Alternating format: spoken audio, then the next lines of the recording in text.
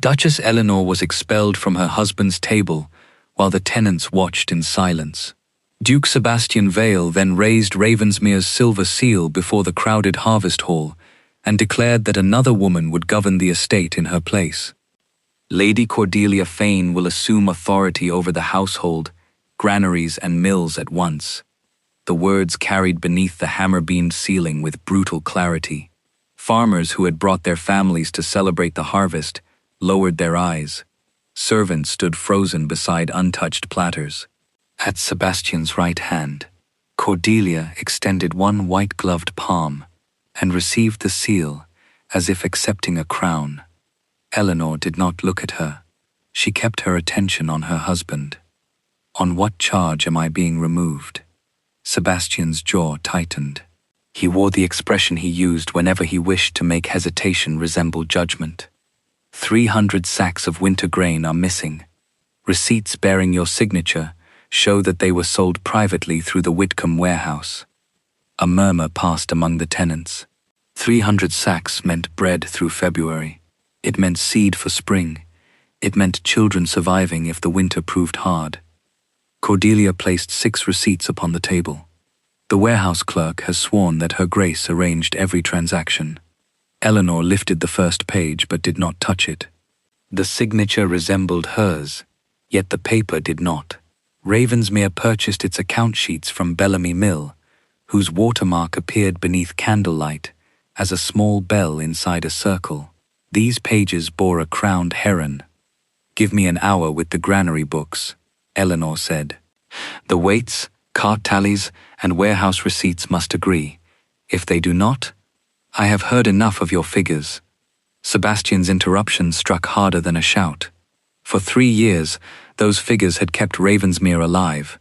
Elinor had reorganized the tenant rents, restored 2 abandoned mills, and designed drainage schedules that turned flooded pasture into productive fields. She had learned machinery beside her father, a millwright who believed any failure could be understood if one examined every moving part. Sebastian had once admired that knowledge. Now his political allies mocked him for depending upon the tradesman's daughter he had married. "Examine the watermark," she urged. "You need only hold the page over a candle." His gaze flickered toward the nearest flame. For one moment, he could have reached for the receipt. Instead, he folded his hands behind his back. "This is not another opportunity for you to make me appear incapable before my own people." There it was, not proof, but pride. Sebastian announced that they would reside separately until the creditor's hearing. Elinor would be sent to North Lodge before midnight. Her household allowance was suspended, her servants reassigned, and her access to the mills forbidden. Any attempt to enter the granaries would be treated as interference with an official inquiry. Cordelia moved closer to accept the ring of estate keys. As her skirts brushed the table, Elinor noticed damp blue clay along the edge of one slipper. No rain had fallen in 4 days. That color of clay existed in only one place on the estate, beneath the western floodgate. Elinor removed the keys from her waist and placed them beside the forged receipts. She would not beg Sebastian before the people whose roofs she had repaired and whose grain she was now accused of stealing. "The tenants' winter allotments must not be reduced while this is investigated," she said. "You are in no position to give orders," Cordelia replied. "No, but His Grace is still in a position to keep his word." Sebastian's face hardened. "The allotments will remain untouched." Elinor met his eyes. "See that they do." She left the hall alone. North Lodge had been empty since Sebastian's great-aunt died 11 years earlier. The chimneys smoked, 2 windows were broken, and no fire had been laid. Elinor had just managed to light a candle when someone struck the rear door 3 times. A frightened man stumbled inside before she could answer. Matthew Hales, Ravensmere's elderly lockkeeper, was soaked to the knees despite the dry roads. Blood darkened his collar. "They opened the western gate, Your Grace," he gasped. From his coat, he produced a broken brass tooth from the sluice mechanism. "Who opened it?" Hales glanced toward the window. Riders were approaching along the moonlit road, someone carrying the Duke's written authority. I tried to stop them. His shaking fingers closed around Elinor's wrist. They mean to release the upper reservoir at midnight. A fist struck the front door. Through the glass, Elinor saw Sebastian's crest upon the riders' coats. One man unrolled a warrant and announced that Matthew Hales was under arrest for sabotaging the floodworks. The second warrant authorized them to search North Lodge for the missing grain receipts. Elinor looked from the forged accusation outside to the broken piece of machinery in her hand. The western gate did not control water near the granaries. It controlled the channel above the tenant village. Her public disgrace had never been the true objective. It was the distraction. Elinor closed her fingers around the broken brass tooth while the men outside struck the door again. "The old drainage passage," she whispered to Matthew Hales. "It runs from beneath the pantry to the abandoned ice house." Hales stared at her as though fear had emptied his memory. 2 winters earlier, Elinor had discovered the blocked passage while repairing North Lodge's foundations. It had once carried rainwater away from the kitchens before a newer channel was dug. "The flagstone beside the cold cupboard," she reminded him. "Lift it and go. Do not surrender that warrant's only living contradiction. They will arrest you for helping me. They already intend to accuse me of flooding the village. Your arrest merely prevents you from saying who opened the gate." Another blow rattled the door. Elinor pushed the candle into Hales's hand and watched him disappear beneath the pantry floor with the broken tooth secured inside his coat. She lowered the flagstone, dragged a cracked flour chest over it, and opened the front door. 4 estate riders stood outside, under the command of Mr. Gideon Pike, Sebastian's newly appointed deputy steward. Pike had served Cordelia's family until 3 months earlier, when Sebastian accepted him at her recommendation. He presented 2 warrants bearing the ducal seal. "Matthew Hales is charged with damaging the western sluice and endangering His Grace's property," Pike said. "We have reason to believe you are concealing him. Your second warrant authorizes a search for stolen receipts," Elinor replied. "It says nothing about dismantling this house or interrogating its occupant." Pike stepped across the threshold. "His Grace has removed your authority. He has removed my keys and allowance. He has not removed my name, my rank, or the limits written upon that paper. Search where the warrant permits." The men entered. They opened cupboards, overturned Elinor's traveling case, shook out her cloaks, and drove steel rods into the cold ashes. One rider reached for the flour chest, but Pike stopped him after glancing at the warrant. Elinor understood then that he feared an unlawful search being challenged later. That fear meant someone required the proceedings to appear legitimate. They found no receipts and no lockkeeper. Before leaving, Pike handed her a sealed instruction from Sebastian. She was to remain at North Lodge, speak to no tenant, and surrender all private notebooks relating to the mills by sunrise. Elinor read the order twice. Those notebooks contained 5 years of river levels, wheel speeds, harvest yields, and repair costs. They were not personal recollections. They were the working memory of Ravensmere. Sebastian had rarely asked how the mills survived. He had only noticed that creditors stopped visiting, once Elinor assumed their management. Her father had begun teaching her when she was 9, setting wooden gears upon the kitchen table, and making her calculate how one damaged tooth altered the movement of an entire wheel. Later, she had accompanied him across Yorkshire, learning to read silt, stone, timber, current, and the dishonesty hidden inside inflated repair bills. At Ravensmere, she had used that knowledge to reopen the East Mill, increase flour production by nearly 1/3, and provide winter work for 16 tenant families. Sebastian had accepted every result while allowing the county to call her interference unfeminine. Now he wanted the notebooks without the woman who understood them. Elinor turned the instruction over and wrote her answer across the blank lower half. "The records will be produced at the creditor's hearing before witnesses. I will not surrender them privately to Lady Cordelia. Mr. Pike, or any person acting without the estate trustees present. Nor will I return to Ravensmere Hall until the accusation against me is withdrawn with the same publicity with which it was made. She sealed the page using plain candle wax and handed it back. Pike's mouth tightened. Defiance will leave you without maintenance. My maintenance has already been suspended. Then you have nothing. Elinor looked past him toward the cottages sleeping below the reservoir. That is where you are mistaken. Once the riders disappeared, Hales emerged from the passage, grey with dust and struggling for breath. He explained that the men at the sluice had carried a written order bearing Sebastian's seal. They had removed one section of the locking mechanism, but Hales had struck the release lever sideways before they could raise the gate completely. The broken brass tooth was not part of the gate itself. It had snapped from a portable ratchet brought by the intruders. They would return with another before midnight. Elinor opened the leather case Pike's men had searched and removed her oldest river notebook. She had hidden nothing inside it, because the figures themselves were valuable only to someone able to interpret them. Beside each date stood the measured depth beneath the Western Mill Bridge. She compared those levels with the dates on the forged grain receipts she had memorized in the harvest hall. The receipts claimed heavily loaded wagons had carried the missing sacks across that bridge on the 12th, 15th, and 18th of September. Yet Elinor's notes showed that the bridge had been closed throughout those dates, while its cracked central pier was repaired. No wagon had crossed it. More troubling still, the water had been too shallow for grain barges. The 300 sacks had never left Ravensmere by either possible route. Elinor looked at Hales. The grain was not stolen. Then where is it?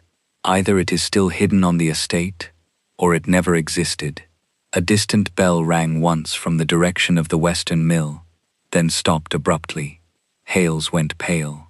That is the lock-keeper's warning bell. From beyond the dark ridge came the heavy metallic groan of a ratchet beginning to turn. Someone had returned to the Floodgate nearly 2 hours early, and whoever controlled it knew Elinor had discovered the first lie. The metallic groan sounded again, followed by the low thunder of water forcing itself against timber. Elinor thrust her river notebook inside her cloak and turned to Matthew Hales. Use the drainage passage. Reach the chapel and ring the alarm bell until every cottage is awake. You cannot go to the sluice alone. I am not going there to fight them. I am going to make certain they cannot drown a village while pretending to repair a gate. Hales took the candle and disappeared beneath the pantry. Elinor left through the front door, crossed the neglected orchard, and followed a narrow shepherd's path toward the western reservoir. The ground trembled faintly beneath her shoes as the gate mechanism strained. At the top of the embankment, 6 lanterns moved around the wheelhouse. Gideon Pike stood beside a portable iron ratchet, while 2 laborers forced its lever downward. Lady Cordelia Fane watched from the stone platform, Sebastian's silver estate seal hanging openly from her waist. Her white gloves were gone. Blue clay covered both hands. "Stop the wheel!" Elinor called. Pike looked toward her, but did not release the lever. "You were ordered to remain at North Lodge." "And you were ordered to manage the estate, not destroy it." Cordelia stepped between them. "A crack has been reported in the reservoir wall. We are lowering the water before it fails. Through the western gate," Elinor pointed toward the black roofs below. "That channel runs directly into the tenant village. The lower meadow channel will carry the excess." "No, it will not." Elinor had inspected that channel 4 days earlier. Its banks could safely carry the release, only if the eastern spillway remained open. From the platform, she could see that someone had chained the spillway wheel and packed its mouth with gravel-filled grain sacks. If Pike lifted the main gate another 6 inches, the water would pass over the village embankment before the chapel bell finished ringing.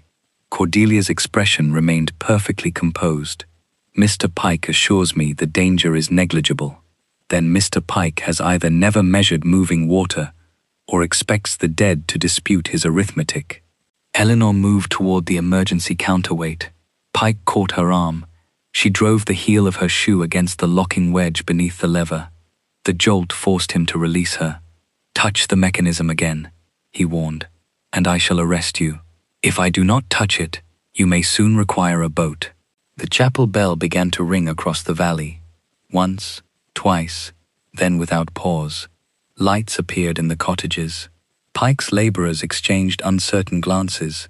They were estate men, not Cordelia's servants, and their families lived below the reservoir. "Keep turning," Pike ordered. Neither man obeyed. Elinor climbed onto the narrow maintenance ledge beside the spillway. The chain around its wheel was new, but the wooden retaining peg beneath it was old and swollen from years of damp. Her father had taught her that a mechanism could be defeated by removing the smallest thing that held its burden. She took a stone from the wall and struck the peg once. The wood split, but remained in place. Water surged behind the main gate. She struck again. The peg dropped into the channel. The chained wheel spun violently, and the eastern spillway opened under the force of its own counterweight. Water rushed away from the village and spread across the empty meadow in a silver-black sheet. The pressure against the western gate eased at once. Pike's portable ratchet snapped backward, throwing him to the ground. One laborer dragged Elinor from the ledge before the turning wheel could catch her skirts. "Close the main gate," she ordered. This time, the men obeyed her. By the time Sebastian arrived on horseback, the reservoir was falling safely through the meadow channel, and the village remained dry. He dismounted beside Cordelia, taking in Pike's bleeding hand, the broken retaining peg, and Elinor's mud-soaked dress. "You defied my direct order." Elinor pointed to the sacks blocking the spillway. "Someone chained the safer channel before attempting to open the gate above your tenants' homes," Cordelia answered before Sebastian could approach the sacks. "A precaution against structural failure." Mr. Pike believed the meadow bank too weak to carry the water, yet it has carried it. Sebastian looked across the flooded pasture. Doubt crossed his face, brief but unmistakable. Then Cordelia touched his sleeve. "Because we lowered the reservoir in time, Elinor has turned a controlled release into a spectacle." Sebastian's gaze moved to the blue clay on Cordelia's hands. "You worked the mechanism yourself." When Mr. Pike was injured, it was plausible, but the clay had already stained Cordelia's slipper in the harvest hall, hours before she supposedly came to help at the sluice. Elinor saw Sebastian remember that stain. She also saw him choose not to question it. "Return to North Lodge," he said. "You will take no further part in estate matters. Your wife has just prevented the western village from flooding," one laborer said quietly. Sebastian's face tightened. "And she may have caused the danger that required preventing." The words silenced everyone. Elinor looked at the man she had married and understood that his doubt was no longer ignorance. It was a decision he renewed each time the truth threatened his pride. She turned toward the blocked spillway. One gravel-filled sack had split during the release, spilling stones across the channel. Among them lay a small wooden grain tally, the sort attached to every sack issued from Ravensmere's granaries. Elinor picked it up before Pike could reach it. 3 shallow cuts marked one side. The number 17 had been burned into the other. "That sack came from the supposedly missing winter grain," she said. Cordelia's composure faltered for less than a heartbeat. "A grain sack may be reused for anything." "Yes, but this tally identifies the granary, the storage row, and the tenant allotment recorded against it. The grain was entered as sold, yet its sack remained here." Sebastian held out his hand. "Give it to me." Elinor closed her fingers around the tally. "No, you surrendered the estate seal to the woman standing beside the evidence and refused to examine the first documents placed before you. This remains with me until the trustees are present." Cordelia watched Sebastian's humiliation deepen, then looked at Elinor with something colder than resentment. Until that moment, she had treated the discarded duchess as a wounded wife who could be isolated and discredited. Now she understood that Elinor could read every physical trace their scheme had left behind. When Elinor returned to North Lodge shortly before dawn, the front door stood open. Her leather case lay empty on the floor, and all 5 years of River notebooks were gone. On the cold hearth rested a single sheet of crowned heron paper, bearing a message in Cordelia's elegant hand. "Attend the creditor's hearing, and Matthew Hales will hang for what you have done tonight." Elinor did not touch Cordelia's message until she had examined the room.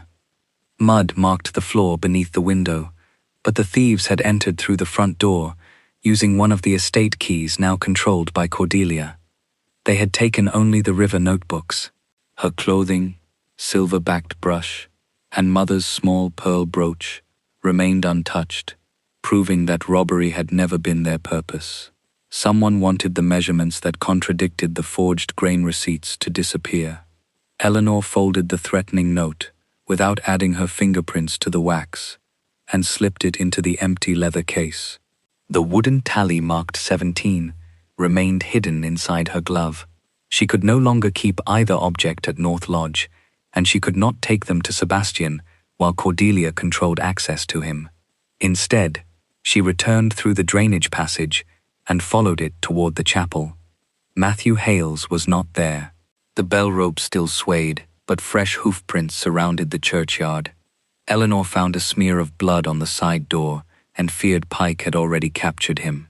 "Your Grace," a boy's voice came from behind the burial wall. Jacob Fenn, the 16-year-old apprentice from the East Mill, emerged carrying Hales's coat. Elinor had placed Jacob in apprenticeship after his father lost a hand in a threshing accident, and he had repaid the opportunity by treating every lesson as sacred. "Mrs. Mercer took Mr. Hales to the mill," he whispered. "2 riders searched the chapel, but we sent him through the lime grove." Agnes Mercer, the widowed mill superintendent, had managed the East Mill beside her husband before fever took him. Unlike Sebastian's advisors, she had never regarded Elinor's knowledge as an amusing accomplishment. She understood that a mill cared nothing for rank. It worked for whoever understood its machinery. At the mill, Agnes had hidden Hales inside the grain-drying loft and cleaned the wound at his collar. "Pike's men will search here next," Agnes warned.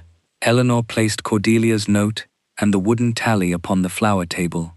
"Then these must leave before they arrive." Reverend Alden lived beyond the parish boundary and served as one of the independent trustees named in Elinor's marriage settlement. He could preserve the objects, record their custody, and prevent Sebastian or Cordelia from destroying them without legal consequence. Jacob volunteered to carry them by the forest track. Elinor refused until Agnes produced her late husband's weatherproof dispatch pouch. They placed the tally and threat inside it, sealed the fastening with Agnes's mill stamp, and wrote the time, date, and names of all 4 witnesses across the fold.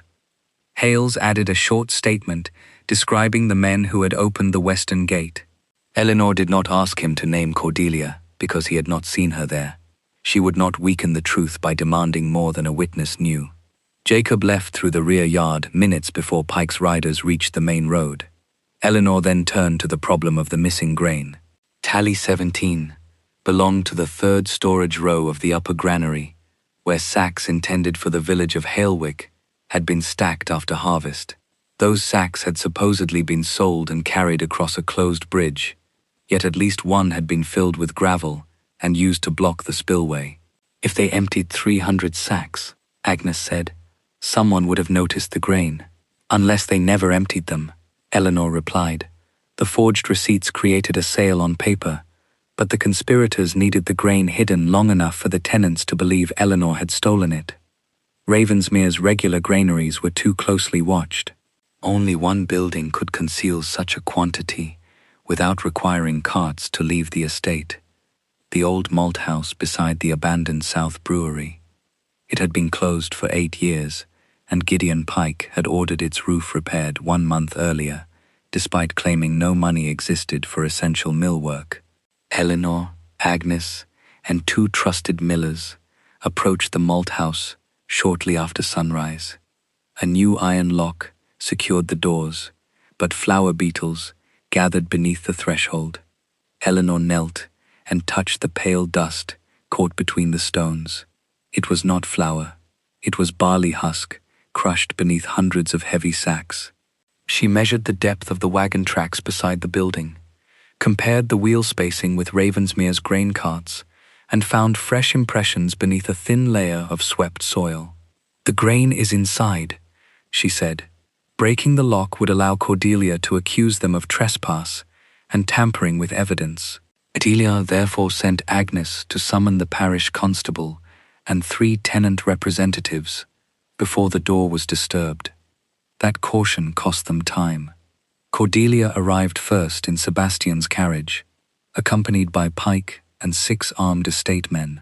"So, this is where you concealed it," Cordelia announced loudly enough for the gathering workers to hear. "Her Grace has led us directly to the missing grain." The accusation changed the meaning of Elinor's discovery before the door had even opened. Pike ordered the workers back and claimed the building on Sebastian's authority. When Jacob's absence was noticed, 2 riders were sent toward Reverend Alden's house. Elinor stepped into their path. "The boy has no connection to the grain." "Then tell us where he went," Pike said.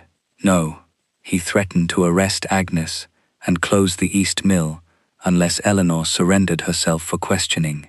To protect Jacob and Hales, Elinor agreed to accompany him, but only after the parish constable arrived and recorded that she had entered the malt yard freely before any lock was broken. Sebastian appeared while that statement was being signed. Cordelia immediately told him that Elinor had confessed by leading them to her secret store. Elinor showed him the husks beneath the threshold, the matching wagon tracks, and the repair order bearing Pike's name. "The grain receipts say these sacks crossed the Western Bridge," she said. "Your bridge was closed. Your river was unnavigable. The grain never left Ravensmere." Cordelia moved beside him. "Or your wife hid it here and planned to reveal it when suspicion became dangerous." Sebastian looked at the locked doors. Behind them came a faint settling sound, the unmistakable whisper of grain shifting under its own weight.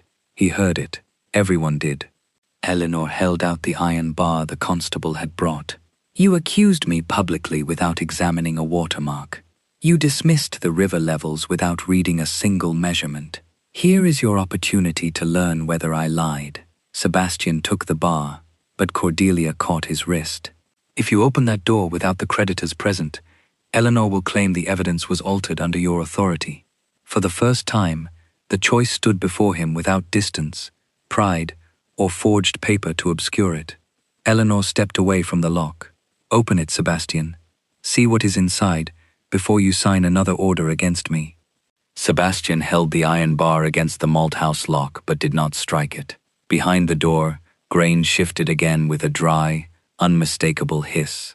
Elinor watched recognition enter his eyes, followed almost immediately by the pride that had taught him to distrust any truth discovered by his wife. Cordelia tightened her fingers around his wrist. "The creditors arrive in 3 days. If this building is open now, every sack inside becomes disputed evidence." "It is already evidence," Elinor said. "Of what?" Cordelia asked. "No one has established who placed the grain here." Sebastian lowered the bar. "The doors will remain sealed until the hearing." Elinor felt the last fragile part of her hope break, not because he doubted her, but because he had been offered a simple means of resolving that doubt and refused it. "Place guards here then," she said. "Men chosen by the constable, not by Pike. I decide who guards Ravensmere." Sebastian turned to Pike. "Seal the doors with my mark. No person enters without my written permission." Pike bowed, concealing satisfaction. Once Sebastian's wax was pressed across the lock, any later disappearance could be blamed upon whoever was accused of breaking his seal. Cordelia then produced a folded deed from her portfolio. She claimed the attempted flooding, missing grain, and Elinor's interference proved that Ravensmere required emergency management until the creditor's hearing. The deed assigned temporary authority over the estate's movable revenues, mills, warehouses, carts, and grain stores to the Fane Mercantile Consortium. It did not transfer the entailed land or Sebastian's title, but it gave Cordelia's family control over everything that produced money. "This protects the estate," she told him. My uncle will suspend collection of the unsecured notes once the consortium assumes management.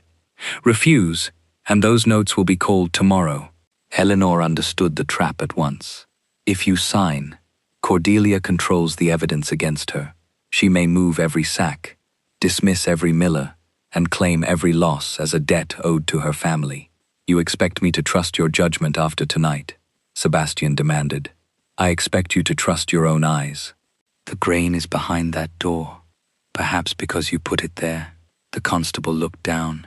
The tenant representative said nothing. They had heard the grain moving, but Sebastian owned their leases, and fear made cowards of honest men, more often than malice did. Agnes Mercer alone stepped forward. Your Grace, I have managed the East Mill for 11 years. Her Grace restored our machinery and returned that mill to profit. Mr. Pike has never balanced 1 week of grain accounts. Pike smiled. Then perhaps your own accounts require examination. Cordelia added that Agnes should be suspended until the missing grain was recovered. Sebastian hesitated, but only briefly. Mrs. Mercer will surrender the mill keys. Agnes's weathered face went still. Elinor saw 16 families lose their work in the space between one sentence and the next. She also saw Sebastian look away from them. Cordelia placed the deed upon the hood of the carriage.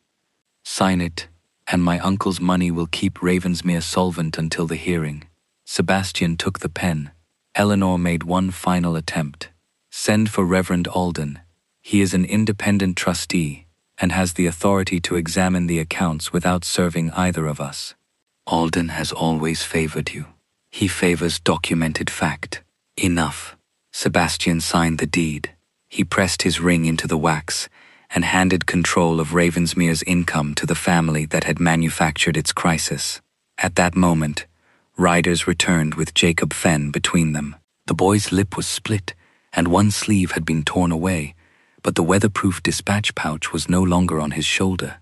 Pike demanded to know where he had hidden it. Jacob refused to answer.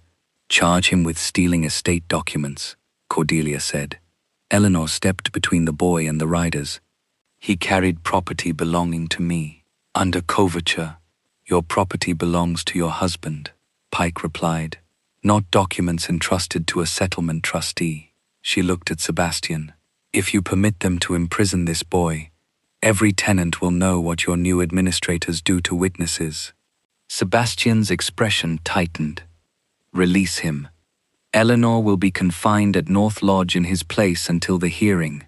2 guards will remain at her door, and she will communicate with no tenant or employee. Sebastian, you wanted the boy protected. Those are my terms. Elinor could have refused, but doing so would leave Jacob in Pike's hands and expose Hales's hiding place under questioning. Release Agnes as well. You are in no position to bargain. Then arrest your wife, your mill superintendent, and a 16-year-old apprentice before the entire village. Let Cordelia explain that spectacle to the Royal Canal Commissioners. Sebastian's face darkened, but Cordelia whispered that detaining the women would create unnecessary gossip. Agnes and Jacob were released. Elinor surrendered herself without resistance. As Pike's men escorted her away, she did not look back at Sebastian. Saving their marriage had ceased to be her purpose. From that moment, she would protect the tenants, preserve the evidence, and build a future no act of his pride could take from her. North Lodge was placed under guard before sunset. Elinor waited until darkness, then entered the drainage passage beneath the pantry. She did not attempt to escape. She crawled only as far as the old ice house, where Jacob had marked the wall with 3 lines of chalk, the mill worker's signal that his delivery had succeeded. Reverend Alden now held the tally, Cordelia's threat, and Hales's sworn statement. Beside the marks, Jacob had scratched 4 words: South wagons moving tonight. Elinor climbed to the icehouse window. Across the valley, lanterns traveled between the malt house and the canal road. Pike's men were removing the hidden grain under the authority Sebastian had just granted them. Then the lanterns stopped. A dull orange glow appeared behind the malt house roof, brightening until flames rose through the tiles. Sebastian's seal remained fixed across the locked doors, making the fire appear impossible without his permission. Elinor smelled smoke drifting over the fields and understood the larger purpose. Cordelia was not merely stealing the grain, she was destroying it before the creditors could count it, and Sebastian's signature had cleared every honest worker from the building. The first section of the malthouse roof collapsed before Elinor reached the end of the drainage passage. Sparks rose above the valley and descended across the brewery yard like burning snow. She emerged from the ice house to find the 2 guards from North Lodge running toward the fire, their orders forgotten. The nearest cottages stood less than 200 yards downwind, and the abandoned brewery contained enough dry timber to carry the flames directly toward them. Elinor ran to the East Mill, where Agnes Mercer and Jacob Fenn were already gathering workers. "The fire pond is empty," Agnes said.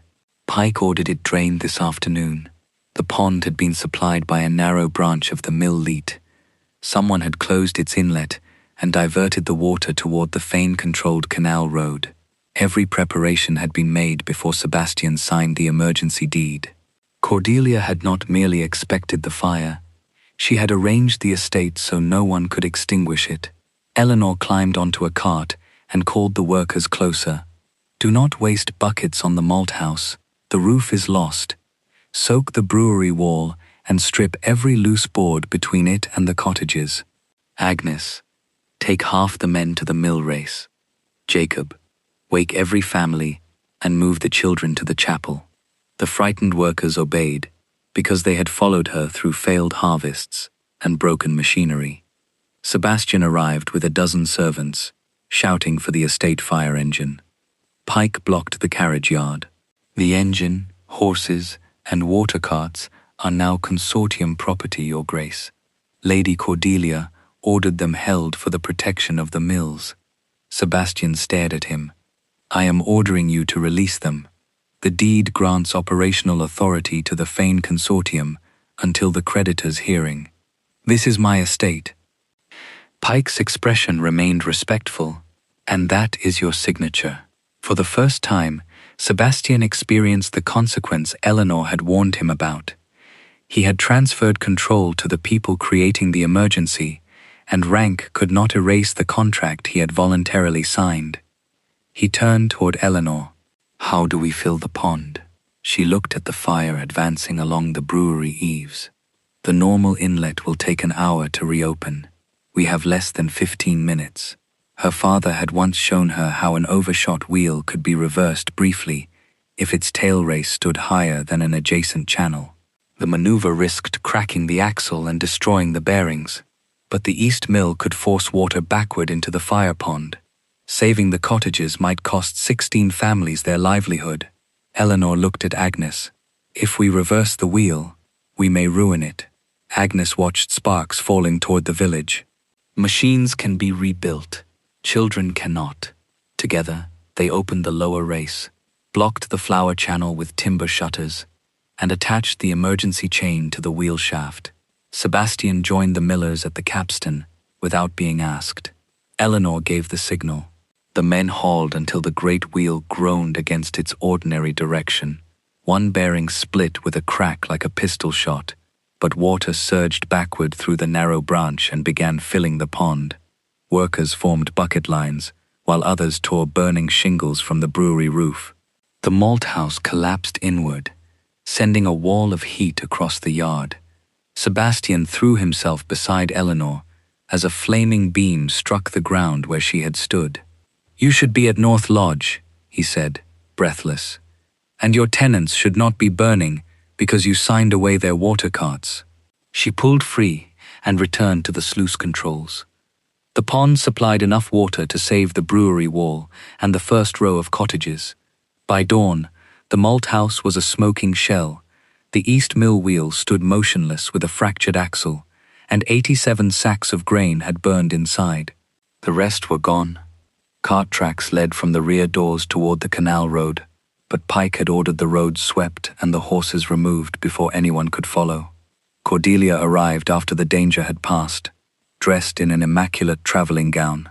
She expressed horror at the fire, praised Sebastian's courage, and told the gathered tenants that Elinor's hidden grain had been destroyed before it could be returned to them. Sebastian's face changed. Elinor did not hide it. Cordelia looked at him carefully. "You believed the evidence last night." "Last night I had not seen you drain a fire pond. Mr. Pike made that decision to protect the mill foundations from excessive water." Agnes laughed once, without humor, and pointed toward the ruined wheel. "The mill your caution has now destroyed." Cordelia did not answer her. Instead, she summoned her uncle's solicitor, Mr. Belcroft, who had been waiting in her carriage with a prepared notice. The emergency deed contained an indemnity clause buried in its final page. If Ravensmere's grain collateral was lost, or its mills ceased production while under consortium management, all unsecured notes became payable immediately. Sebastian read the paragraph twice. "You told me signing would suspend collection." "It would have," Cordelia said, "had your wife's interference not caused a catastrophic loss. The fire began after she was confined. By your own account, she escaped that confinement through a secret passage. She was found at the scene, directing workers and manipulating the mill mechanism. A creditor may draw the obvious conclusion." Sebastian looked toward the blackened malt house, then at Elinor. Doubt had finally moved in the proper direction, but it had arrived after he had given the enemy legal control of every asset capable of paying the debt. Belcroft announced that unless Ravensmere produced £12,000 by noon 2 days hence, the consortium would seize the east and western mills, the canal warehouses, all grain revenues, and the unentailed farms pledged by Sebastian's late father. Hundreds of people would lose their work or become tenants of the Fanes. Sebastian approached Elinor when the others withdrew. "Your notebooks could prove the grain receipts false. Cordelia stole them from North Lodge after you confined me there. Then help me reconstruct them. I will help the families who face eviction. I will preserve evidence for the hearing. I will not quietly repair the power you handed to Cordelia while you continue calling me a thief." She removed her wedding ring and placed it in his palm, not as a declaration that their marriage had legally ended, but as the boundary he had forced her to draw. "Correct the accusation publicly. Restore Agnes. Remove Pike. Submit your seal and every order you signed to the trustees. Until then, you are not my partner in this investigation. You are one of the men whose actions must be examined." Before Sebastian could answer, Jacob ran from the canal road, carrying a strip of charred leather. It had fallen from one of the wagons leaving the malt house. Stamped into it was the crest of the Royal Canal Commission. Elinor turned it over and found a delivery date, the morning of the creditor's hearing. The missing grain was being transported under royal markings, and if it crossed the county boundary in 48 hours, Cordelia could make the theft appear authorized by the Crown itself. The charred leather strip led Elinor beyond Sebastian's authority and into the protection of her marriage trustees. Before sunrise, she moved Matthew Hales from the East Mill to Reverend Alden's rectory, which stood across the parish boundary on land belonging to the church. Agnes Mercer brought duplicate flour tallies saved from the mill office, while Jacob Fenn supplied the route taken by the covered wagons. He had watched 7 of them turn north at Heron Lock instead of continuing toward Whitcomb, where the forged receipts claimed the grain had been sold. Reverend Alden recorded every statement separately, sealed Cordelia's threatening letter and tally 17 inside a document chest, and listed each person who had handled them. Hales then produced the broken brass ratchet tooth. After Elinor cleaned away the mud, Jacob noticed a tiny crown stamped near its base. The mark matched the Royal Canal Commission crest burned into the leather strap. The portable ratchet and wagon covers came from the same depot, Elinor said. Cordelia did not need the Crown to authorize the transport. She needed only enough Crown property to make anyone on the road afraid to inspect it. Agnes opened her duplicate mill records. The daily weights proved Ravensmere had harvested enough grain to fill the allegedly missing sacks. Tally 17 proved at least one original sack remained on the estate after the supposed sale. Hales's statement placed men using Sebastian's written authority at the western gate. The charred strap connected the departing wagons to royal equipment. Yet none of those facts established where the surviving grain had gone.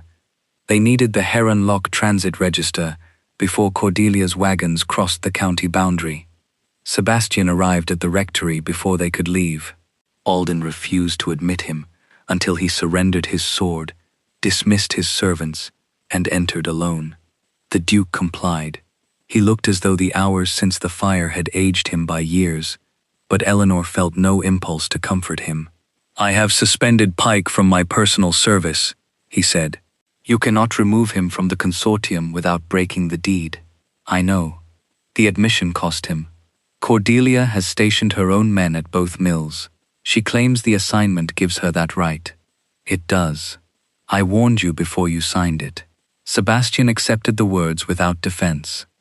He placed copies of his orders upon Alden's desk, including the warrant for Hales's arrest and the instruction confining Elinor to North Lodge. He also signed a declaration that he had never authorized grain to be transported under Royal Canal Commission markings. It was useful evidence, but Elinor would not mistake cooperation forced by disaster for repentance. "If you accompany us," she said, "you do so as a witness to your own decisions. You will issue no orders, take custody of no evidence, and make no promise on my behalf." "Agreed. At the hearing, you will state publicly that you refuse to examine the watermark and decline to open the malt house." Sebastian's face tightened. "That admission may cost me the canal appointment. Your accusation cost me my name." He lowered his eyes. "Agreed." While Alden prepared the document chest, he opened the trust accounts to explain why Elinor could not simply withdraw money to meet Ravensmere's debt. Sebastian read the entries and went still. Over 3 years, Elinor had used nearly all the income secured to her by the marriage settlement to purchase seed grain, replace mill bearings, repair tenant roofs, and keep the estate school open. The East Mill's celebrated restoration had not been paid from ducal revenues, as Sebastian had believed. It had been funded from the private allowance intended for her clothes, carriage, and household expenses. "Why did you never tell me?" he asked. "I submitted every expenditure to your steward." "Pike told me the estate accounts covered them." "Pike was not steward then. Your former agent sent the reports to your desk." Sebastian remembered dismissing those reports as household detail and signing them unread. The knowledge did not absolve him. It removed one more excuse. Elinor closed the account book. "Remorse is not evidence. Come, if you intend to be useful." They reached Heron Lock shortly after 9. The lockkeeper had been ordered away, but Jacob knew the assistant clerk, a young man who had taught him to read canal numbers during quiet afternoons. Inside the tall house, they found the transit register beneath a loose floorboard where the frightened clerk had hidden it before fleeing. 7 wagons had passed at 2 in the morning, carrying 213 sacks, described as dredging ballast for royal works. The entry bore Gideon Pike's signature and a reference number assigned to the Fane Mercantile Consortium. More damning still, the page was written on crowned heron paper, identical to the forged Whitcomb receipts. Elinor compared the wagon weights with Agnes's grain totals. The figures matched within 6 pounds. The missing grain had been disguised as crown property and divided between the burned malt house and the canal convoy. Reverend Alden signed across the register's binding, the constable added his seal, and Sebastian authenticated Pike's handwriting. For the first time, they possessed a continuous chain connecting the false sale, the hidden sacks, the royal covers, and Cordelia's consortium. The evidence was placed in the constable's iron dispatch box and sent under escort toward the county hearing room. Hales remained at the rectory with 2 churchwardens, while Jacob and Agnes traveled by a different road, so no single attack could silence every witness. Elinor rode beside Alden's carriage. Sebastian followed several lengths behind, honoring her terms. They had gone less than 2 miles when 6 mounted officers blocked the stone bridge ahead. Their leader displayed a warrant signed by Sir Reginald Fane, Cordelia's uncle and deputy chairman of the Canal Commission. The warrant declared the transit register, crown-marked leather, and ratchet fragment stolen government property. The constable, terrified of arrest, surrendered the dispatch box, despite Alden's protest. Cordelia's carriage emerged from the trees as though she had been waiting nearby. She accepted the box but did not open it. "You have been very industrious, Elinor," she said. "Unfortunately, evidence concerning royal property belongs before a commission tribunal, not a county creditor's hearing." "A tribunal chaired by your uncle, precisely." Cordelia's gaze moved to Sebastian. "You may still preserve what remains of Ravensmere if you publicly confirm your wife acted alone." Sebastian said nothing. Cordelia smiled and ordered the officers onward. As they carried away the register, the tally, the threat, the royal strap, and the broken ratchet tooth, Elinor realized Cordelia had not merely captured their proof.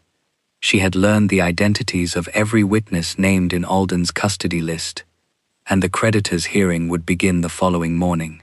Cordelia's officers reached Reverend Alden's rectory before Elinor could return.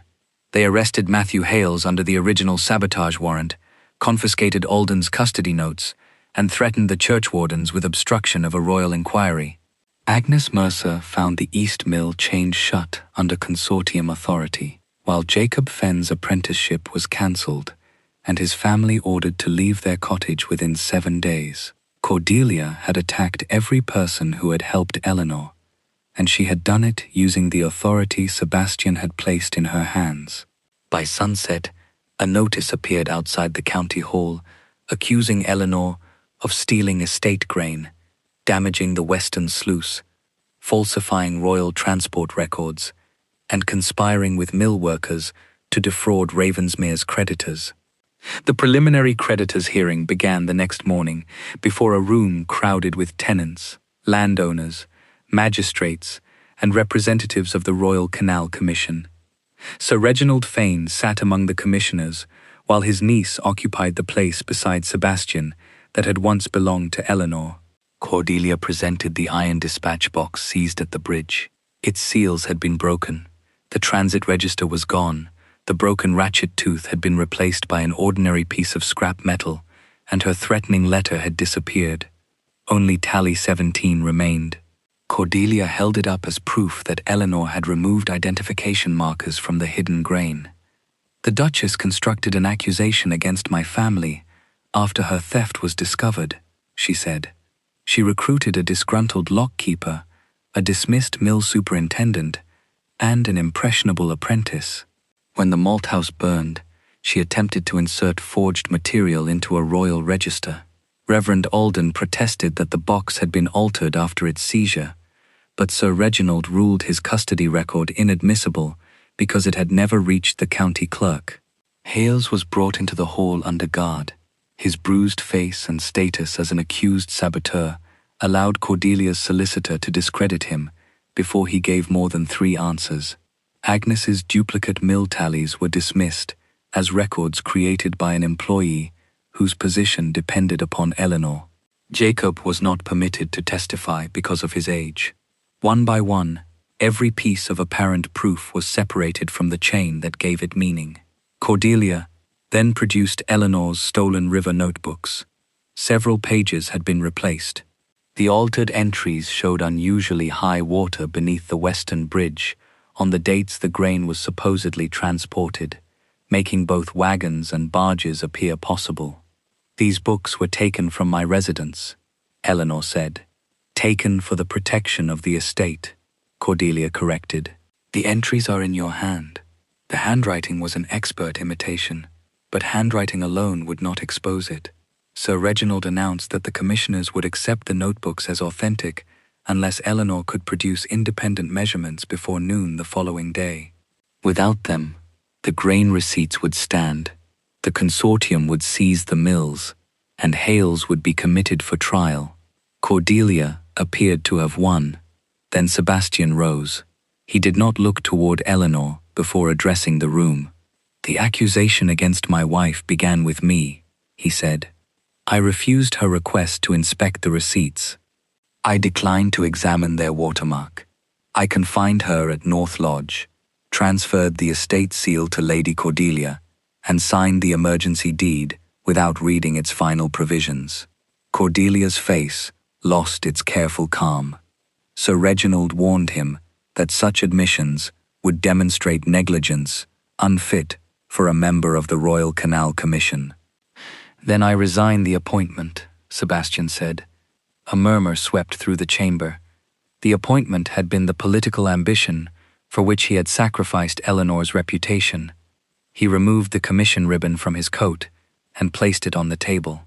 "I also withdraw every personal allegation I made against Duchess Elinor Vale.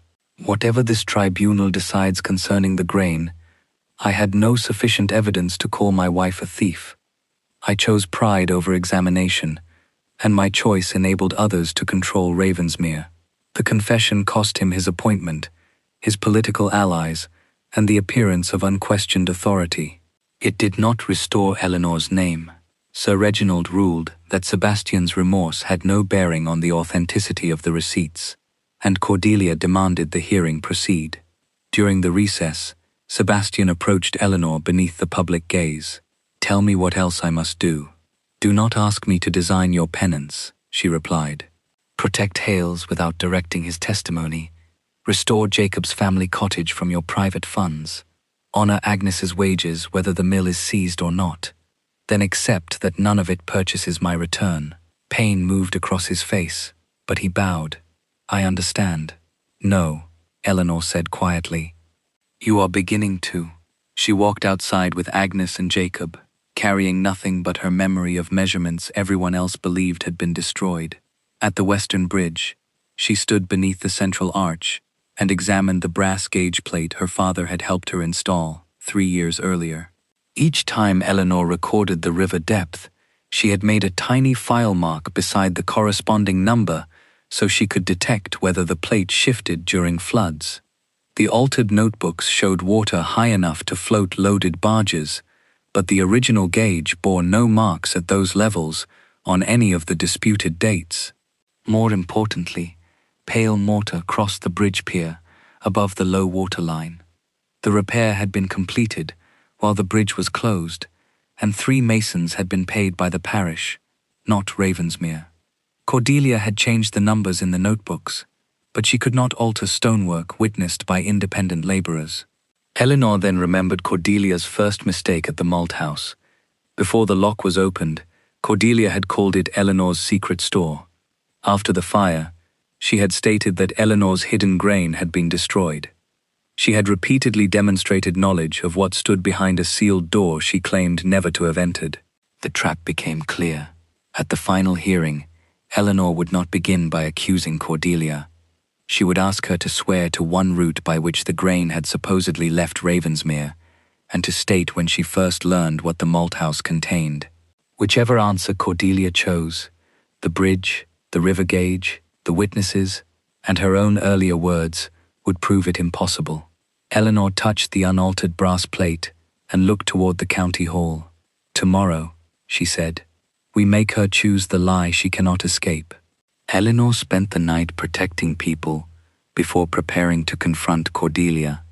Reverend Alden moved Jacob's family into rooms belonging to the parish trust, beyond the consortium's power to evict them.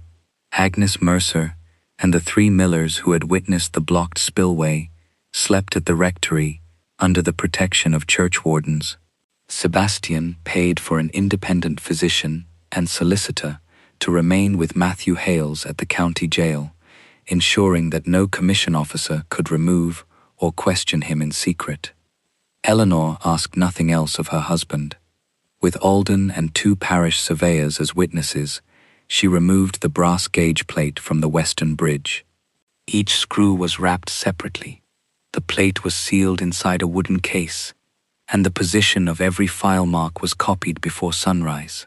Agnes recovered Pike's written order, draining the fire pond from the mill's duplicate instruction book. The original remained in the consortium office, but the duplicate had been entered and signed by Agnes hours before Sebastian granted Cordelia management authority. At 10, the final creditors' hearing opened in the county assembly hall. Cordelia attacked first.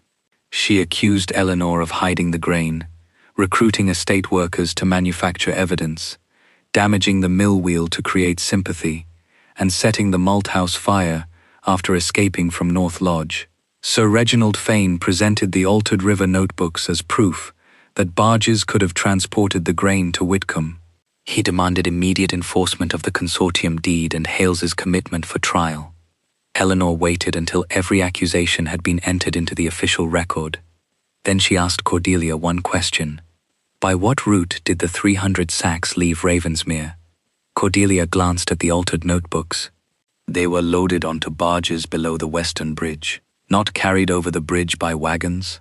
No, the river route was more discreet. And on what dates? Cordelia repeated the dates written on the forged receipts, the 12th, 15th, and 18th of September. Elinor requested that the sealed wooden case be opened. Reverend Alden removed the brass gauge plate and placed it before the commissioners. Elinor explained the numbered depths and the tiny file marks she had made whenever she recorded a reading. Tarnish lay evenly inside every old cut. No fresh mark could be created without exposing bright metal. On all 3 disputed dates, the water had stood beneath the minimum depth required for a loaded grain barge.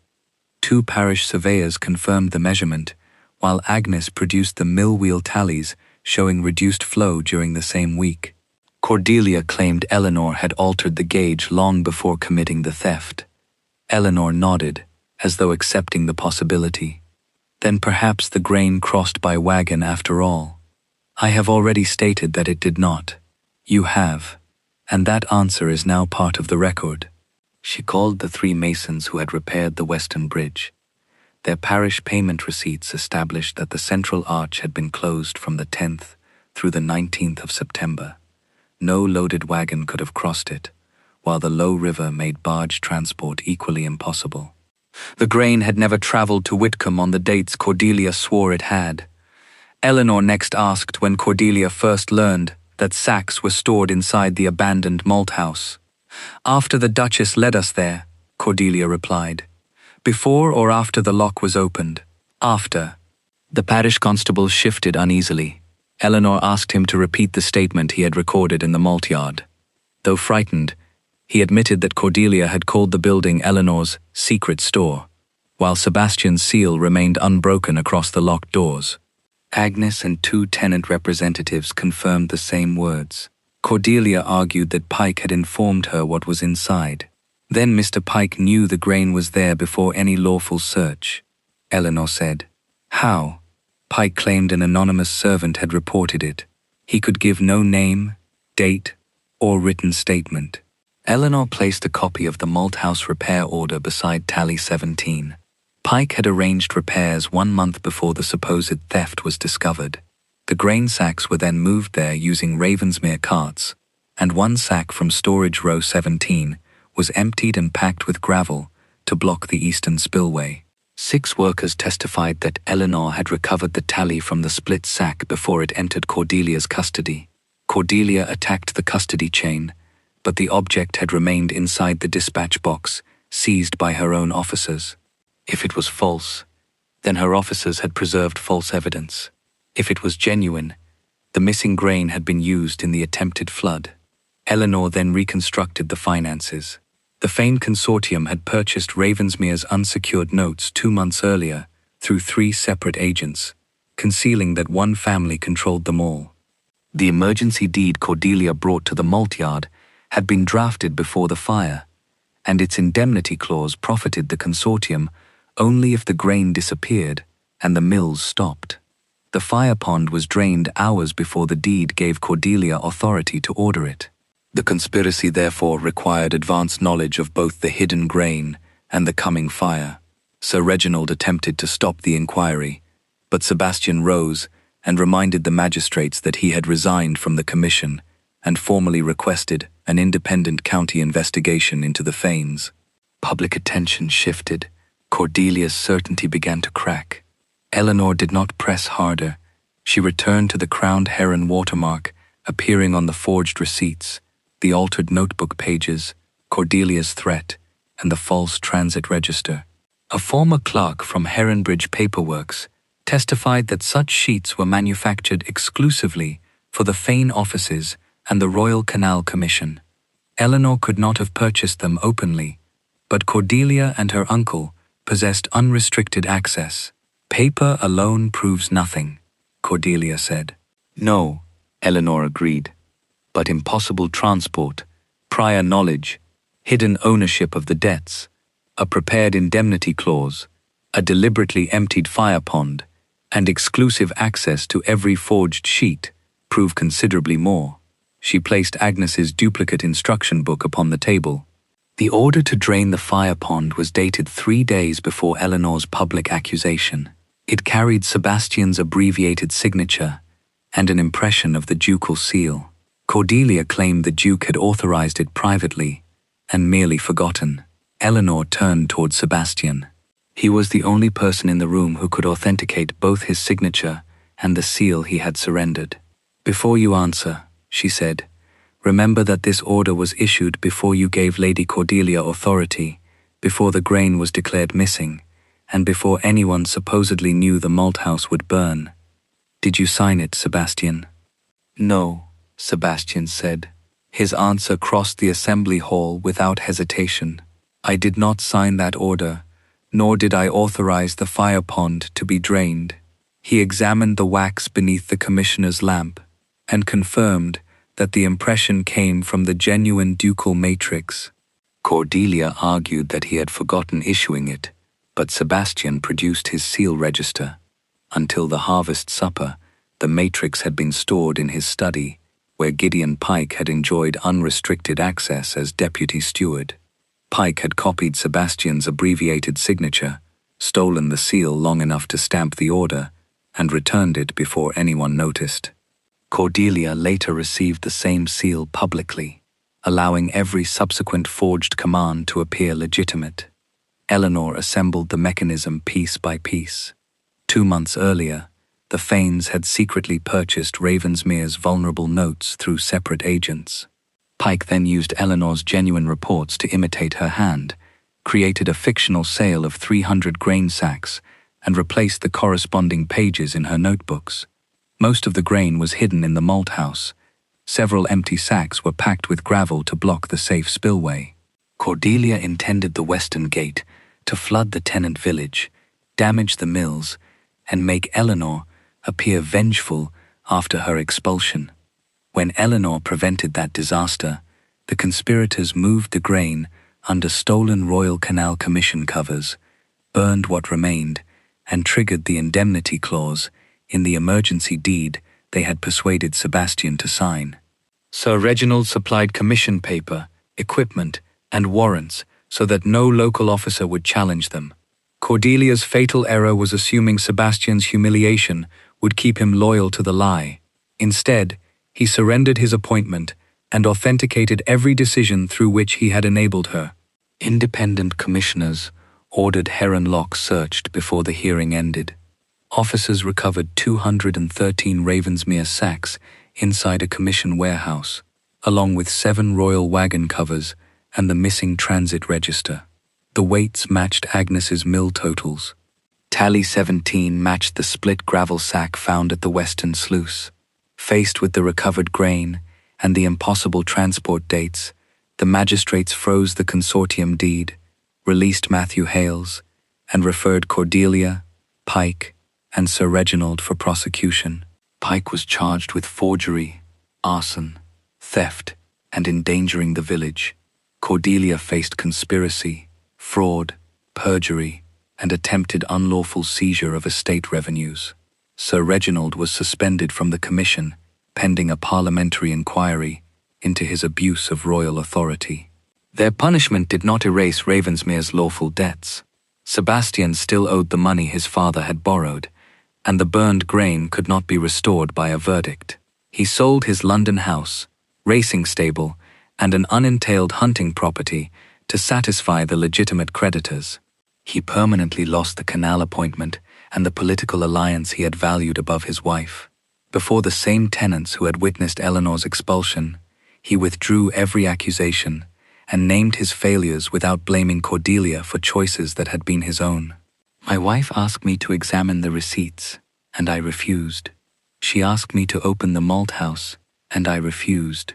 I handed authority to Lady Cordelia, signed a deed without reading it, confined the person best able to protect Ravensmere, and punished those who told me the truth. I was deceived because deception served my pride. Elinor's reputation was formally restored before any question of their marriage was discussed. Her settlement trustees recovered the income she had spent repairing Ravensmere and secured it beyond Sebastian's control. Sebastian granted the east and western mills to the trust on a renewable 21-year lease, with Elinor holding sole managerial authority through Reverend Alden. Agnes returned as superintendent, Jacob resumed his apprenticeship, Hales received a pension, and every family threatened with eviction kept its cottage. Elinor chose to live at North Lodge under a separate maintenance agreement. Sebastian did not ask her to return to the ducal rooms. He sent back her wedding ring inside a plain wooden box with no letter demanding forgiveness. During the following 6 months, he repaired what he could without using generosity as courtship. He rebuilt the mill wheel from his private funds, testified against Pike despite the scandal it brought his title, and attended every tenant meeting without attempting to overrule Elinor. His letters contained accounts of completed work rather than declarations of suffering. Elinor answered only when she chose. On the first morning, the East Mill was ready to turn again. The same tenants who had watched her surrender her keys gathered beside the restored water wheel. Sebastian stood at the edge of the crowd, instead of beside the control lever. Elinor wore her ring on a chain beneath her dress, not upon her hand. When the ceremony ended, she found him waiting near the brass gauge plate mounted inside the mill office. "May I walk back with you?" he asked. It was not a request to resume their marriage. It was only permission to share one road. Elinor considered the man who had publicly cast her out, the man who had finally corrected that harm, without claiming correction, entitled him to her return. "As far as the Western Bridge," she said. "No farther today." Relief crossed his face, but he did not reach for her. Elinor returned to the mill controls, unlocked them with the keys that now belonged solely to her, and released the water. The restored wheel began to turn, slowly at first, then with gathering strength. Only after the machinery settled into its steady rhythm did she step onto the road beside Sebastian. She chose the direction, and he matched her pace.